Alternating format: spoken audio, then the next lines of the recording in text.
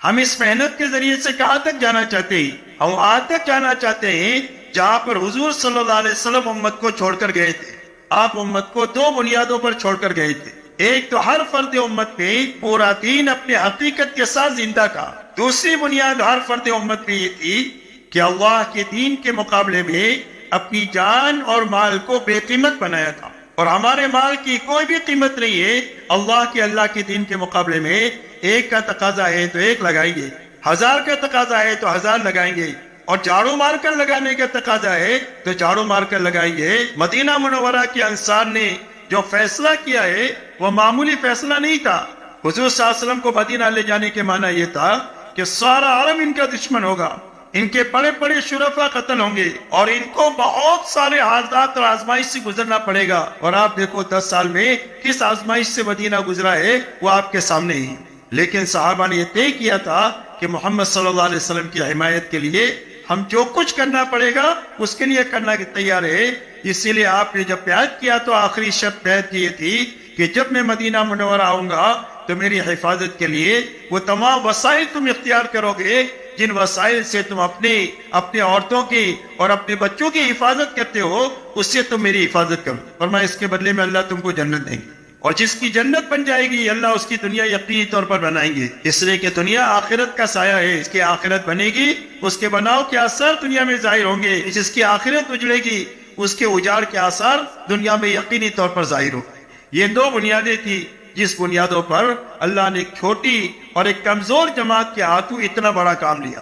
دعوت کی اس مبارک محنت کے ذریعے سے امت میں ایک ایسا مجمع بنانا مقصود ہے کہ جس میں یہ دو بنیادیں زندہ ہو جائے، ایک پورا دین اپنی حقیقت کے ساتھ زندہ ہو جائے، ایک جان مال اللہ کے دین کے مقابلے میں بے قیمت بن جائے، کہ جب بھی اللہ کے دین کے لیے اور اللہ کے نام پر جان مال لگانے کا تقاضا ہوگا، جتنا لگانے کا تقاضا ہوگا ہم وہ لگانے کے لیے تیار ہے۔ جب ایک مجمع ایسا ہوگا تو اس مجمع سے اللہ وہ کام لیں گے جو کام اللہ نے صحابہ سے لیا۔ اگر یہ کمزور ہوں گے تو اللہ اپنی طاقت ان کے ساتھ کر کے ان کو قوی بنا دیں گے، اور اگر یہ تھوڑے ہوں گے تو اپنے لشکروں کو اللہ ان کے ساتھ کر کے اللہ ان کو زیادہ کر دیں گے، اور اللہ سے وہ کام لے لیں گے جو کام اللہ نے صحابہ سے لیا۔ اس لیے میرے دوستو، ہماری اس محنت کی یہ دو بنیادیں ہی، اس لیے پورا مجمع یہ طے کرو کہ ہمیں اس محنت سے ان دو بنیادوں تک جانا ہے۔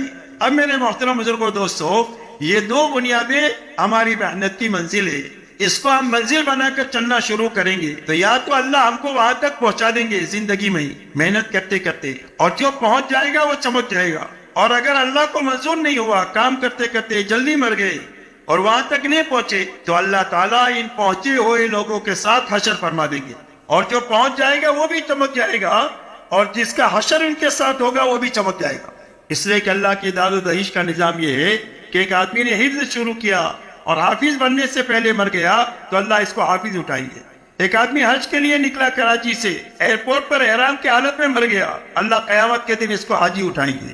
ایسا ہی صحابہ کو منزل بنا کر چلتے رہیں گے، قبولیت کے شرائط کے ساتھ چلتے رہیں گے تو یا تو اللہ پہنچا دیں گے یا پہنچے ہوئے لوگوں کے ساتھ اللہ ہمارا حشر بنا دے۔ اس لیے میرے دوستو، ایک بڑا کام اللہ نے دیا ہے، وہی اعمال نبوت ہے۔ ہماری محنت پہ جن اعمال نبوت کے ذریعے سے اللہ نے امت کو قرن اول میں بنایا ہے، حضور صلی اللہ علیہ وسلم کے ذریعے سے، وہی اعمال نبوت کے ذریعے سے قرن اول کے اندر میں اللہ نے ماحول کو بنایا ہے۔ محنت کے وہی رخ ہے جو دو رخ قرن اول میں قائم تھے، اللہ نے محنت کی وہی رخ ہمارے زمانے میں دیے ہے کہ ہر ایمان والا حرکت بھی کرے، اور حرکت کر کے واپس آئے تو واپس آ کر ان اعمال نبوت میں بھی اپنے آپ کو لگائے۔